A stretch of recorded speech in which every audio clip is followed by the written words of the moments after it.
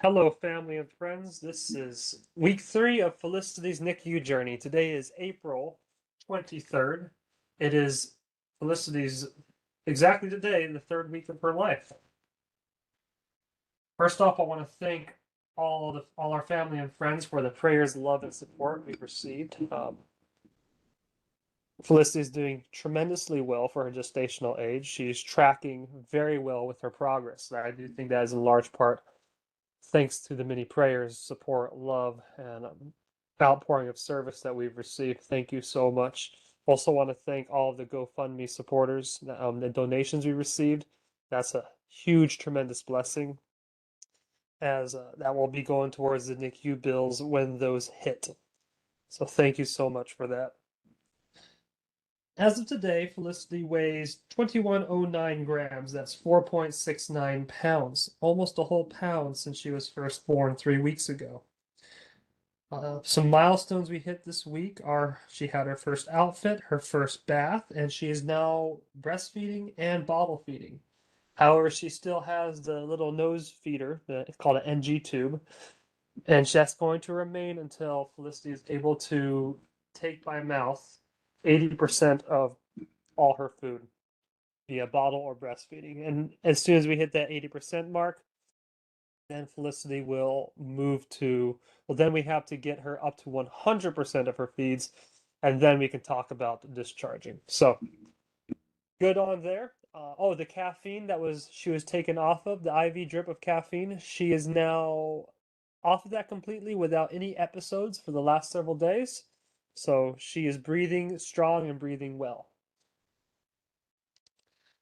And of course, this would not be an update unless we had some cute photos. So there she is on the left, enjoying her cute beauty sleep. And on the right, that is her very first outfit we dressed her in. She's looking more and more like a baby. You can see she's getting much better coloration and getting little baby fat rolls there. She's growing. And of course, a cute video for y'all.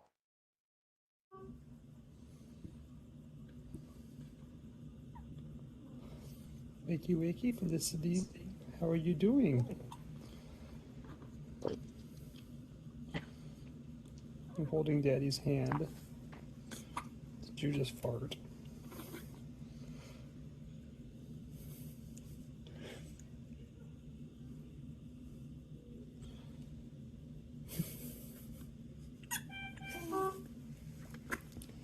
See how the alarm startled her?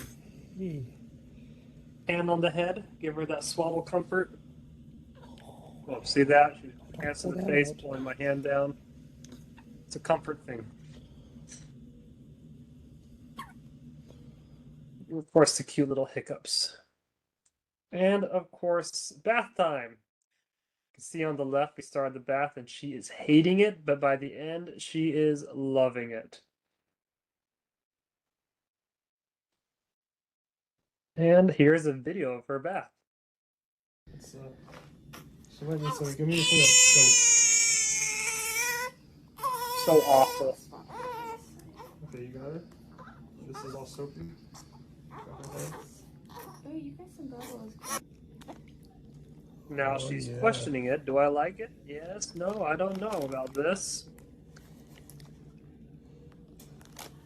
Always has this judgmental look on her face when we do weird stuff like that. Now you don't have those crusties in your hair.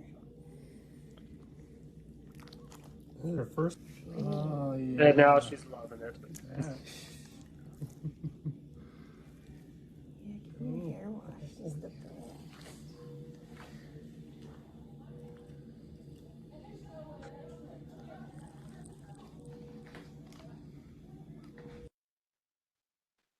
And those alarms you hear are from other rooms. The door was opened while we did that care, so.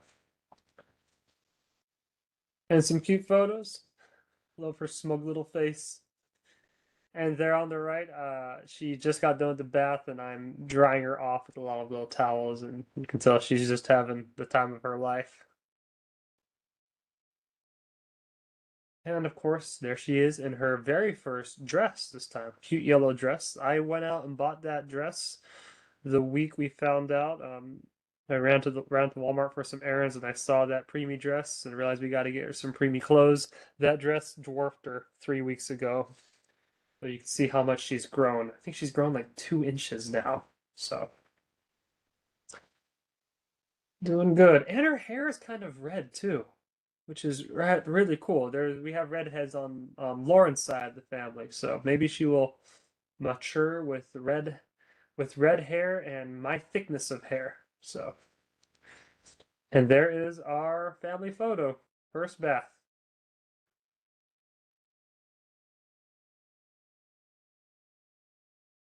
And as I mentioned before, we have been doing milk. She's now breastfeeding and bottle feeding. Breastfeeding in the NICU is a little different than breastfeeding a term baby. The preemies have different needs. Preemies haven't yet developed the ability to both suck and breathe. They forget to breathe while they're sucking, and so they have to go through a learning curve. With the babies themselves, they have to learn how to both simultaneously breathe and suck. And also, they have much smaller mouths than normal term babies, and because they haven't developed that coordination, they're at higher risk of choking on the milk if there's too much. And so we do this thing in the NICU called recreational breastfeeding, where mom will pump out all the milk with a machine, and then the baby will latch onto mom's breasts and receive milk that way, but it'll be a very low amount of milk just to give the baby a practice. And we've been doing that for a few days now, and Felicity gets better and better at it every time. She latches really well onto mom, and she's really aggressive. She wants that milk. This is me bottle feeding her, and this is also a little scary. I was sweating beads this whole time because she would suck, and there was a few moments where she would forget to breathe, and I may have given her a little too much milk. And when she does that, her eyes kind of roll in the back of her head. She starts either hyperventilating or forgetting to breathe, and then the monitor that's hooked up to her, the O2 stats will drop all of a sudden, and she sort of spaces out, and it's kind of scary as a parent. And then kind of wake up the baby, and they remember to breathe again, and it's kind of just a awkward dance. It's kind of a lot of anxiety in teaching your preemie how to drink, and this is why the feeding and growing stage of the NICU tends to be the longest part. Once because this is a learned behavior. This is not just something about getting the baby to breathe again and making sure they're stable. This is a behavioral thing that both parents and babies have to cooperate, learn together, and this can take a long stretch, and we're aware of that. And so even though Felicity is doing really good in this photo, she actually drank 12 full fluid milliliters of milk, which was really good because the day before she could hardly keep down 3. She made a huge jump, but we're aware that this journey is going to be 2 steps forward, 1 step back, as is the proper expectation in the NICU. But once we can get her up to taking 80% of her food, that nose tube can come out, and then once we're up to 100, then she can come home. So prayers are needed continually. We want to bring her home. We're really tired of not. I'm tired of living between 2 houses and not having a normal life. So we are really looking forward to bringing Felicity back into our world. All right, now it's time to turn to the NICU Nerd Out segment of this update, where I, as a preemie dad, share all the fascinating and strange things I am learning in this journey through neonatology. In the first update, I talked about the nature of preemie lungs and what we do in the medical field to ensure that they are able to take their first breath of life successfully. And then I talked about why we caffeinate these little premature infants. And then in last week's update, I talked about the neuroscience of bonding, leaning heavily on both Dr. Balan's Neuroscience of Love course from Peterson Academy, as well as some recent studies that were just conducted late last year and last month on neurosynchrony. And then I lean into the studies on prairie voles and discuss oxytocin, vasopressin, and their distribution in the anterior cingulate cortex. Very fun stuff. This week, however, I'm going to be jumping away from the scientific lingo and instead taking a historical look at the development of neonatology in the United States of America. Sounds like a boring subject, but be patient with me. It is an utterly fascinating story of just how preemie care began in our country. It's very much a rag to riches, sticking it to the underdog, classic American story, which I believe you will find, like me, very hopeful, very inspiring, very much in line with the entrepreneurial drive that is very sacrosanct and part of the principles that founded our country. And so I'm really looking forward to share that with you, and I am hoping that by sharing that story with you, that some of the creative types in my audience will find the story very compelling and something to work with, and perhaps they'll do something creative with it. Maybe make a screenwrite of it, maybe create a movie about it, because it's a story that has been kind of been tossed to the dustbins of of our history, and especially in medical history. And I know because I've talked to many nurses and doctors during my time at the hospital right there in the neo-intensive care unit, and hardly any of them know about where the first neo-intensive care units were founded in America. And so by sharing this, I hope to bring a little more awareness to this fascinating story. So having a baby, an infant, a newborn, is insanely stressful for any family. And being first-time parents is incredibly, creates a lot of anxiety because it's your first time. You don't know what you're doing. And then having a baby in the neo-intensive care unit is a whole other level of insanity. You have to kind of toss aside your expectations of what you thought being a parent would be like, because none of them apply when your baby who's who, if she had been born 50 years, 100 years earlier, would not have survived, is being cared for and brought to life day by day. It's a whole different world and a whole different approach to parenting. And I can speak from the father's perspective, as the breadwinner in the family. It is incredibly stressful. I had to return to work. I can't be with my daughter all the time, and it does make me feel guilty. And I'm working 2 jobs, and I'm being stretched between 2 locations, my home here, where my office is at, as well as the hospital, which is, hour and a half down south. And it does stretch you very thin, and it does have not slept much because of that. And it has been a kind of a stressful endeavor trying to logistically handle all the things that still need to be taken care of in life, because just because you have a baby in the neo-intensive care unit, the world does not stop spinning around you to allow you to necessarily be with your child. There's financial things, insurance things you need to insure. And so that is where I am at.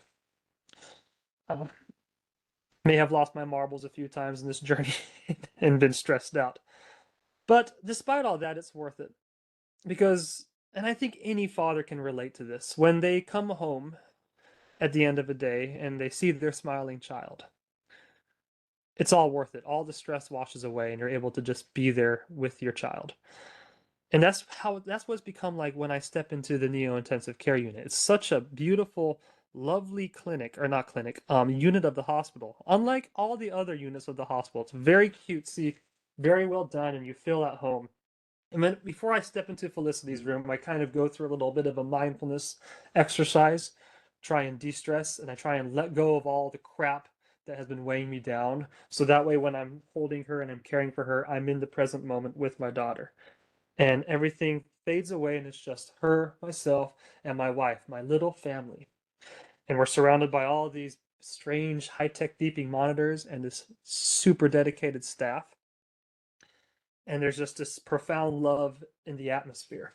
And that to me has become a form of sacred space, a place where I can just be present be in the moment in the midst of this crazy, chaotic world.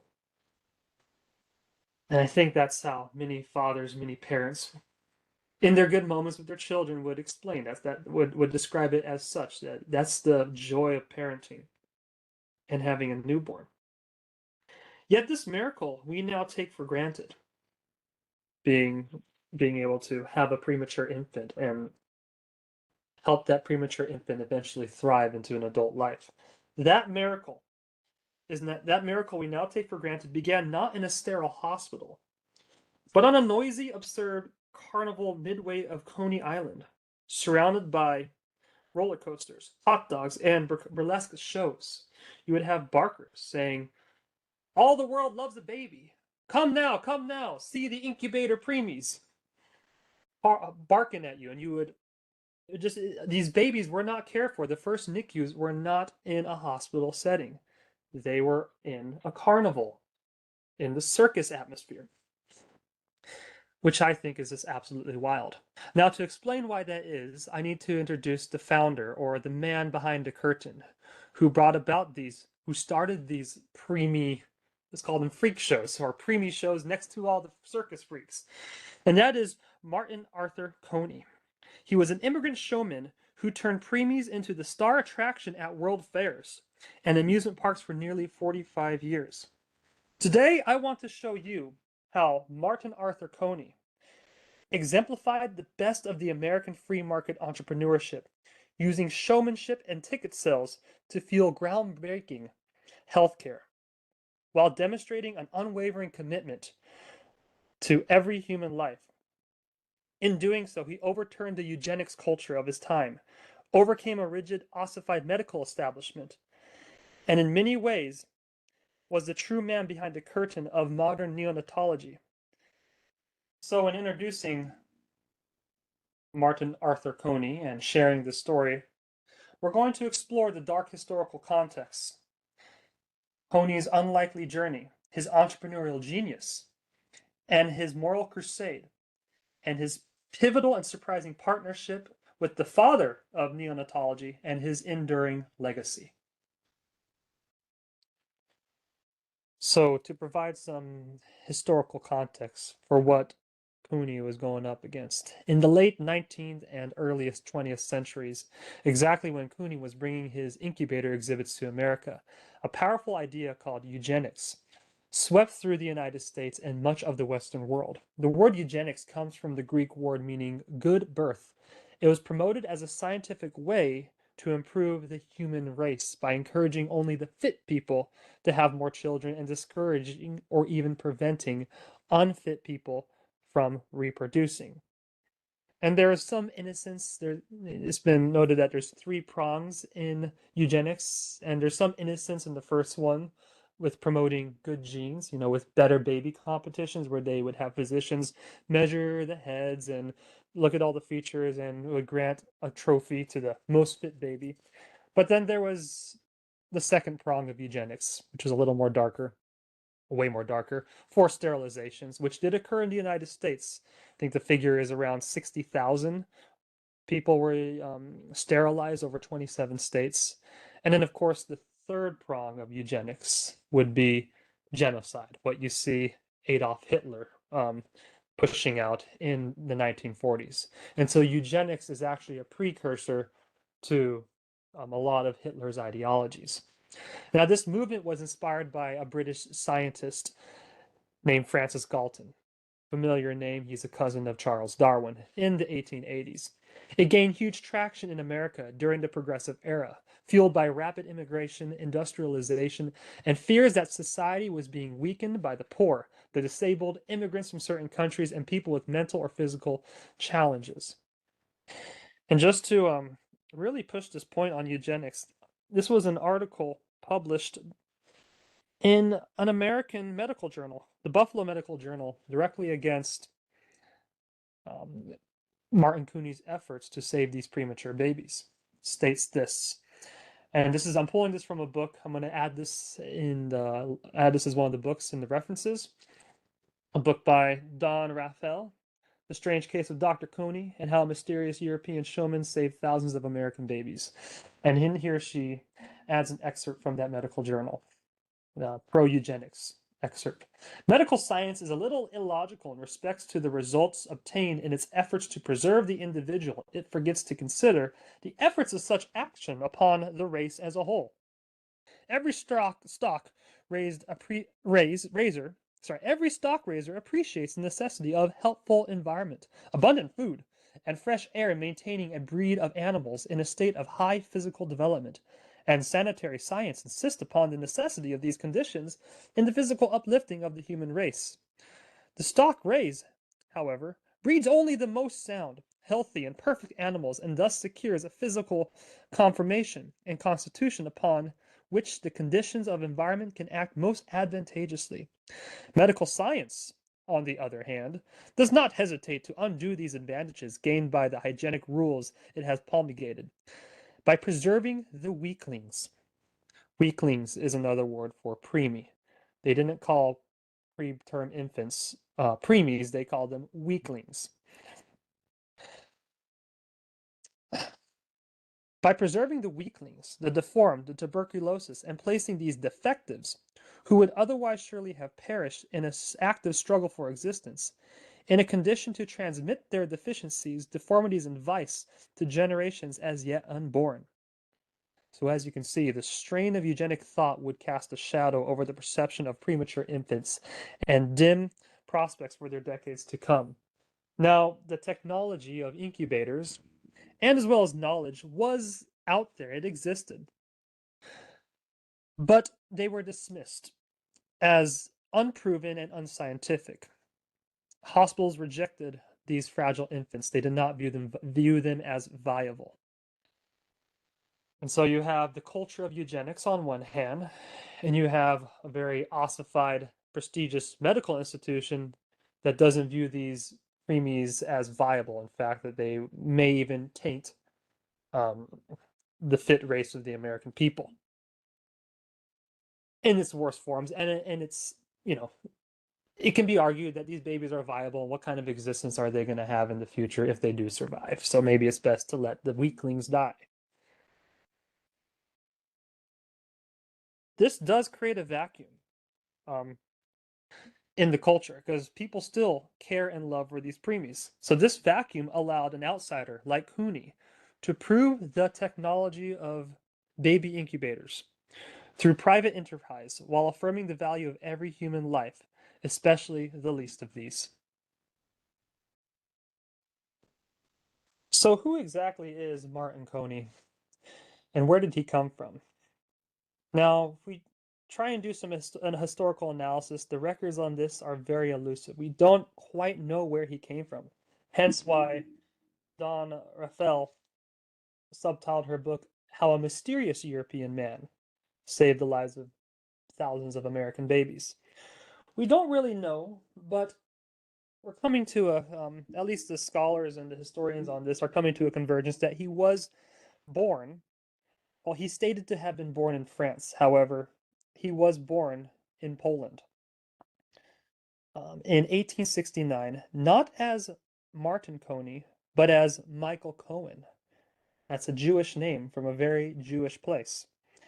But when he immigrated at the height of the Industrial Revolution to America in 1903, he changed his name, making it sound more Irish. Well, first he tried to make it sound more French, Conet, but that didn't sell well as a showman, so he changed it to Coney, kind of similar to Coney Island, where he would have an actual exhibit. And he claimed to have medical credentials and to be the protege of some of the greatest doctors in Berlin and France. And you got to keep in mind, think, why would someone immigrate to America and change their name from their Jewish heritage Cohen to Coney? Well, there's a lot of anti-Semitism at this time, and so that would check out.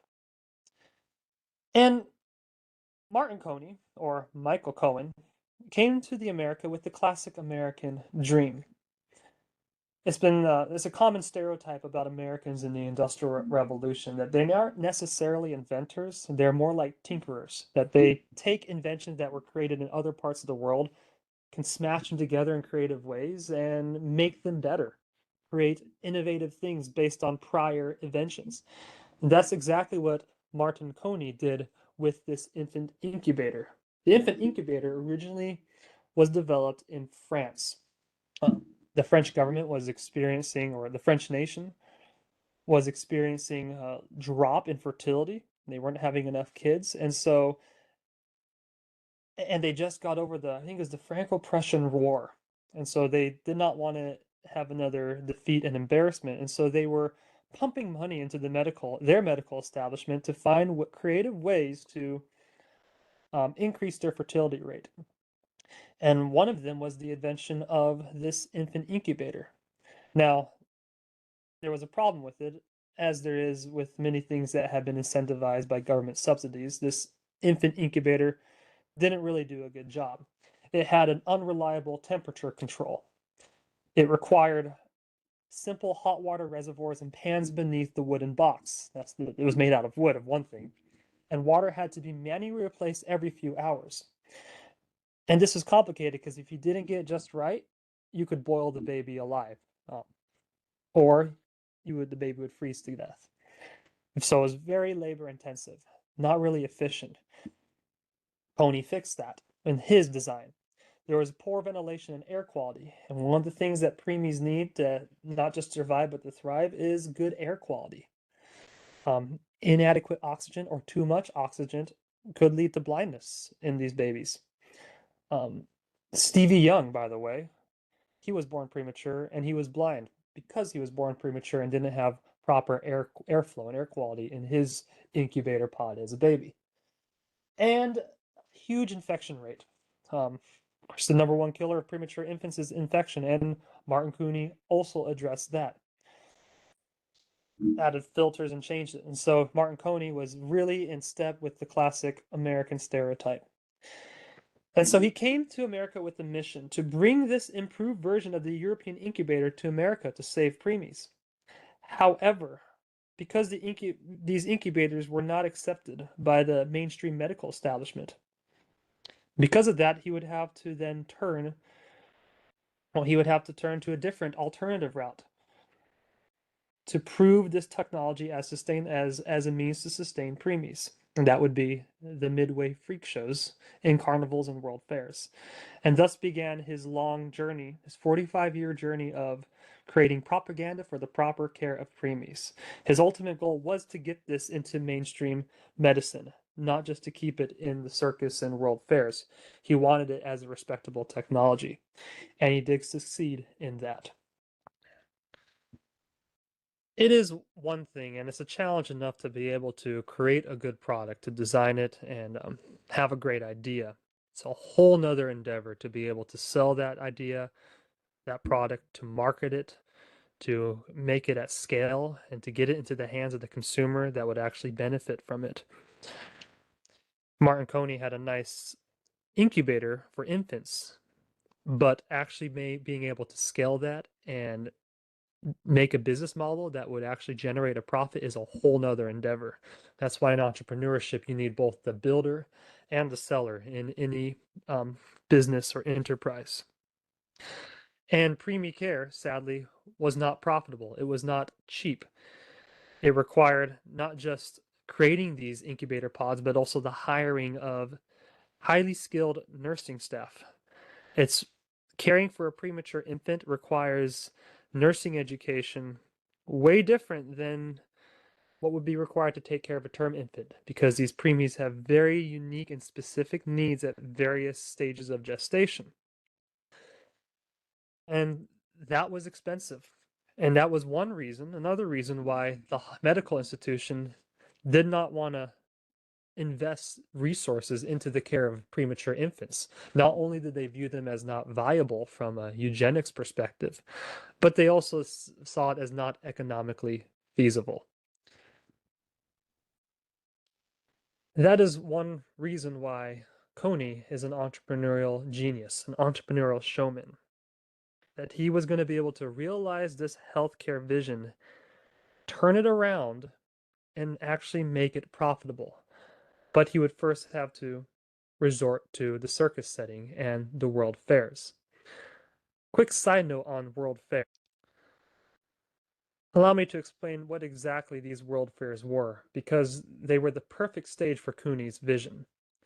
In the late 19th and earliest 20th century, right in the glow of the Industrial Revolution, cities hosted massive international expositions. Think of them as temporary world fairs that lasted for months and drew millions of visitors, both nationally and international. They were part science museums, part trade shows, part grand celebrations, part amusement parks, and part circus acts, all rolled into one. Nations built spectacular pavilions to showcase the latest inventions, new technology, and agricultural wonders, and cultural achievements. The goal was optimistic boisterism. Look how far humanity has come. Look at the future we are building. Electricity, the Panama Canal, automobiles, better farming. Everything was on proud display. So, here's the wonderful oddity. Right in the middle of these celebrations of human progress, you could buy a ticket to see a tiny premature baby living in a glass incubator. On the surface, it seems wildly inappropriate. Fragile newborns on display next to a roller coaster and carnival barkers. Yet in another way, it was a perfect fit. These fairs were all about proving that new inventions could conquer old problems. Couney turned the incubator into living proof of progress. Science and care can save even the smallest and weakest among us.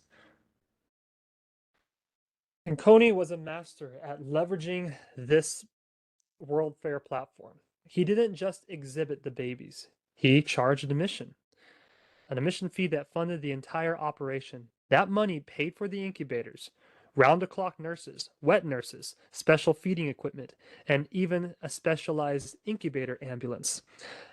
Parents never had to pay a dime. In true American free market fashion, public curiosity and wonder literally paid for the life-saving cure. Supply and demand, not regulated by top-down government control. This was a pure crowdfunding endeavor to save these infants. At the same time, he called these exhibits his propaganda for the proper care of preemies. Every visitor who left amazed at these 2-pound babies thriving became a walking advertisement against the eugenic mindset that these infants were worthless weaklings. In fact, it was so crazy because people would come once and they would return every single week to check up on how their little preemie or their favorite baby was growing. It became an almost sort of drama for these spectators. Couney was using entertainment and profit to wage a quiet moral and medical revolution, changing hearts and minds while keeping his hospital on the boardwalk. And Midway and various world fairs for many decades. And again, I want to emphasize Couney never charged parents or his patients, never charged his patients for the care he provided. It was completely financed by admission tickets. Couney was also very progressive for his time. There was no discrimination on race, religion, ethnicity for the babies he cared for. He turned skepticism into, well, he turned the skepticism and wonder of the audience into an endeavor that sustained this private hospital, which is quite incredible because these hospitals he would literally build these hospitals from the bottom up, and they would exist for the season for the length of the World Fair, and then they'd have to tear them all down again. So it just wasn't a single standing hospital or clinic. It had to come up and come back down, which was rather expensive. And another thing is he scaled this nationally. It just wasn't at 1 or 2 world fairs. He did this all throughout the nation, and many of these world fairs happening within the same year simultaneously. To name off a few, Coney Island, Luna Park, and Dreamland. Buffalo, New York, Omaha, Nebraska, Portland, Oregon, San Francisco, California, Chicago, Illinois, the New York World Fair, and even in Mexico, and I think he made it down to South America. So he was all over the place. That is why I believe he is the exemplar of the American entrepreneurial spirit. Now, I'm aware that many people today, especially those with an anti-capitalist bent, will look at Couney's success and accuse him of greed, acting from a purely profit motive. And he made quite a profit. He lived luxuriously because of it. After all, he was a successful showman, charging admission, building a business around premature babies, and taking care, turning care into a public spectacle. But let's look again at what he actually did with that money. I repeat, he never charged parents a single penny. He accepted babies from every background, rich or poor, black or white, immigrant or native born. He provided round-the-clock wet nurses and skilled nurses and the best care available at the time. And this was all funded by voluntary ticket sales from curious fairgoers. A few other things. 8,000 survivors all grew into healthy adults. That's massive. And he wasn't just concerned about creating these preemies into a spectacle and just sucking money out of them by caring for them for a season. He actually followed up with these babies' lives. He would host these extravagant reunions where all the premature babies would come back year after year, every few years. And many of them grew up to be professional doctors, nurses, lawyers, and they all have stories. And he was deeply concerned with his patients and the trajectory of their lives. Him and his wife was named Annabelle May, and she was a registered nurse and kind of the backbone of his business. But they would write personal letters, both celebrating the successes with the families, but also showing deep remorse for when there was a loss and the baby wasn't able to make it. He flipped a 90% mortality rate for premature infants born under 3 pounds into a 90% survival rate. That is phenomenal. And to add some more moral weight to him, I mentioned that he was originally Jewish. He had a Jewish name. He was up to date on world events at the time, and he wrote in 1937, while Hitler was on his rise to power, he predicted what was going to happen, and he wrote all his Jewish relatives, friends, drop everything, get out now, come to America, I'll take care of you. And he housed and paid for and helped assimilate many Jewish refugees during Stalin's terror.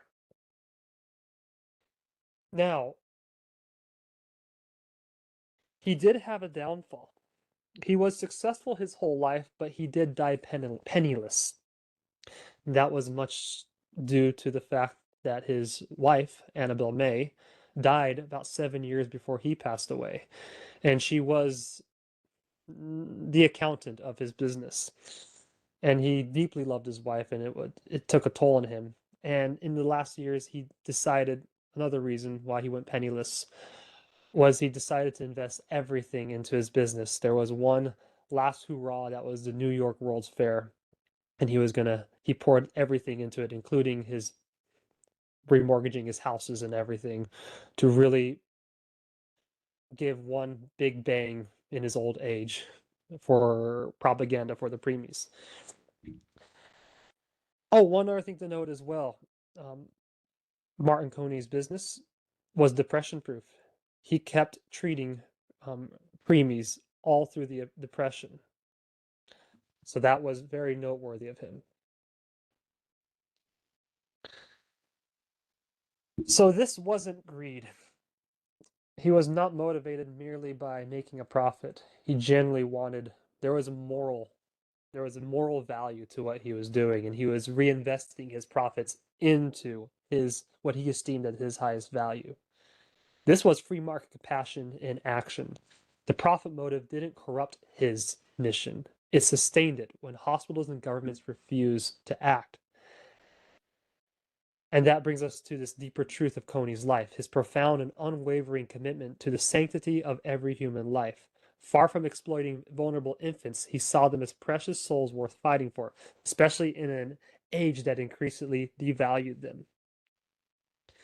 And he even sought to donate his incubators multiple times to local hospitals, but they obviously rejected it. And near the end of his career, the physicians and the doctors were catching on, even if the rigid bureaucracy of the hospitals were not.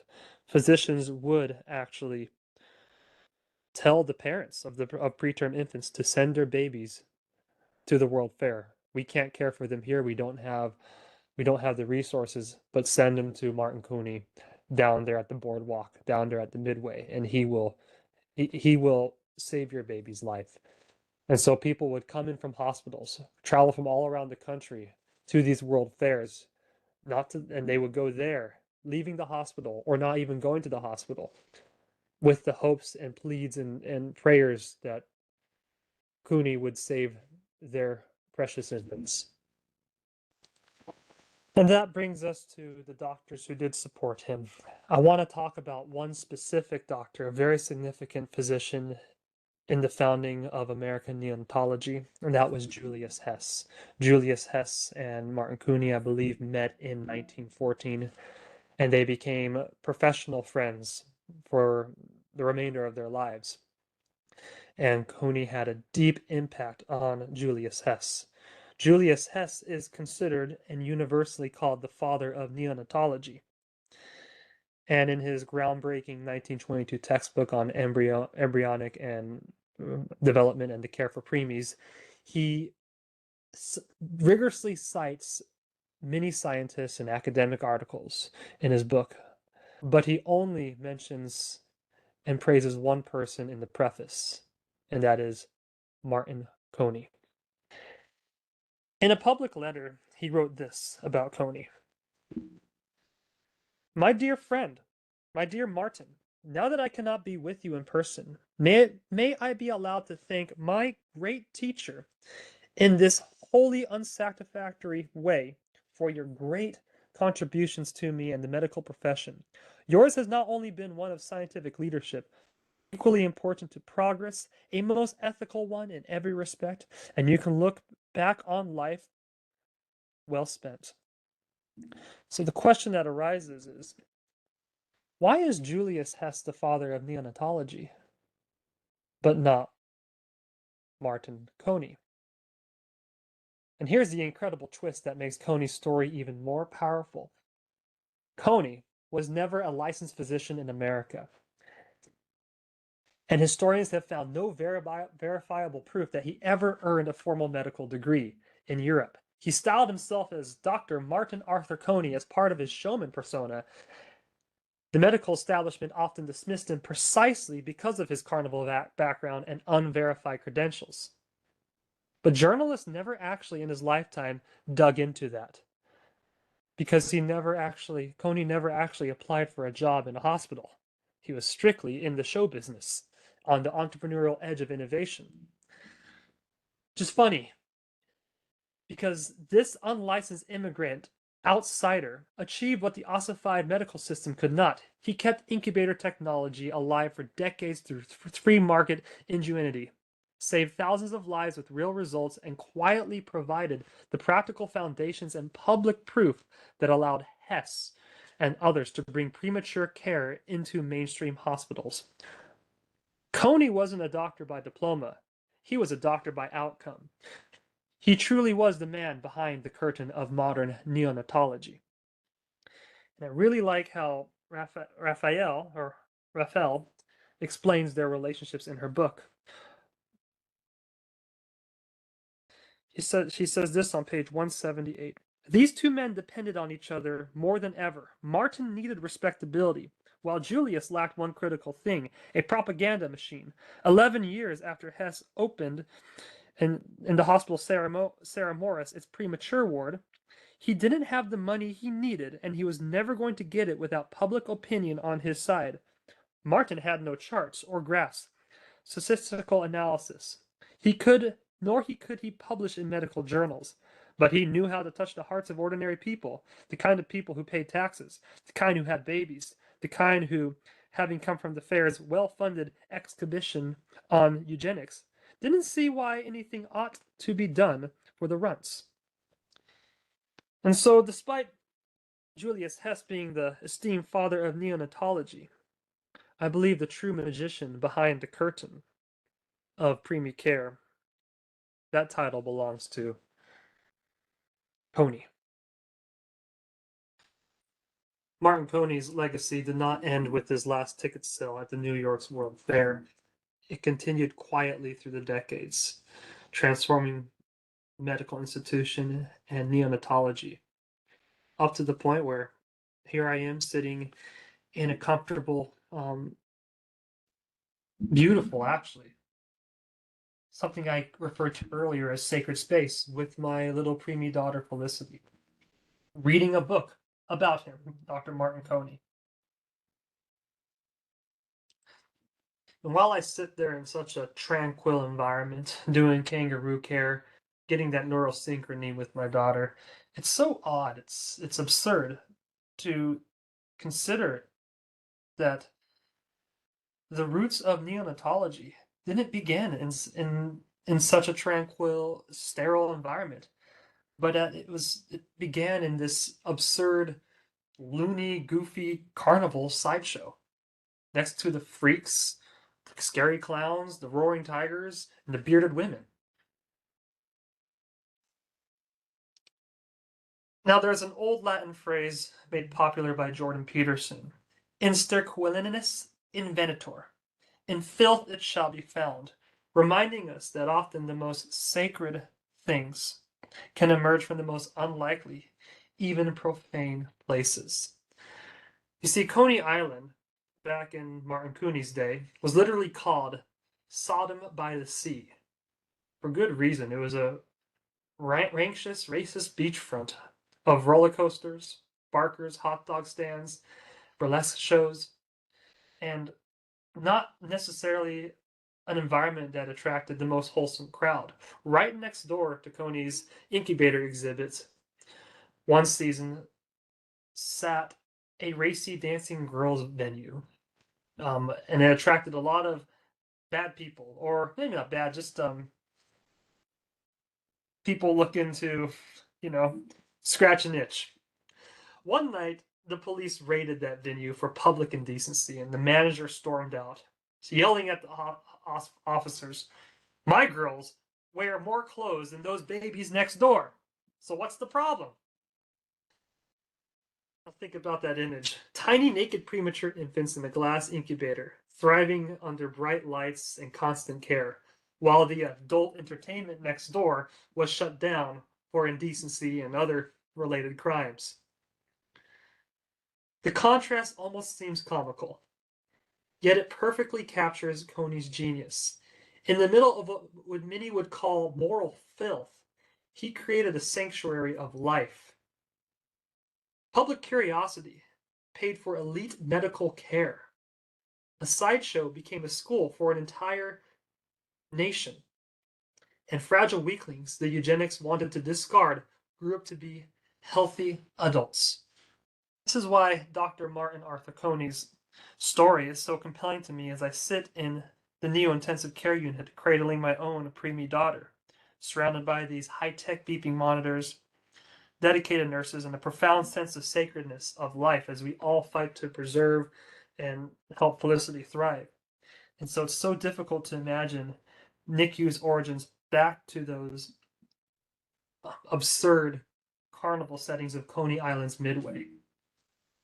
The technology, the protocols, the very idea that every tiny life is worth saving, all traces back to this unlicensed immigrant showman who refused to let the medical establishment of the culture of his time decide which babies deserved living. And this is why Dr. Martin Arthur Couney is an exemplar of the entrepreneurial American spirit.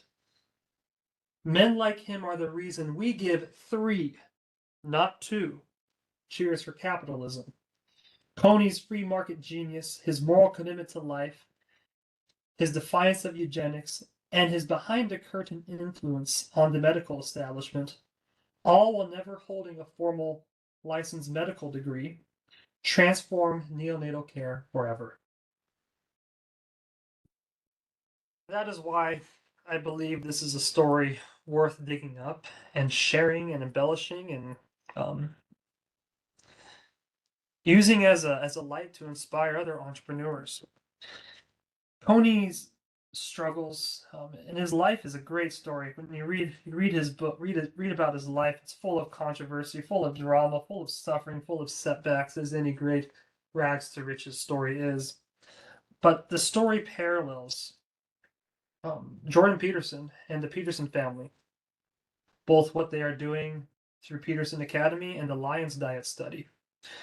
I believe that through the controversy surrounding Jordan Peterson's life, as well as the struggles him and his family have gone through, they, like Couney, are challenging rigid orthodoxies in both education and dietary and mental health. And so I think a lot of Peterson Academy students will find great comfort, great joy, or guidance, courage in Martin Couney's story. And so I invite my fellow Peterson Academy students to dig into this story, dig into this history. It's really worth the read. I thoroughly enjoyed this book, as well as The Miracle on Coney Island. 2 books I would recommend if you want to dive deeper into this.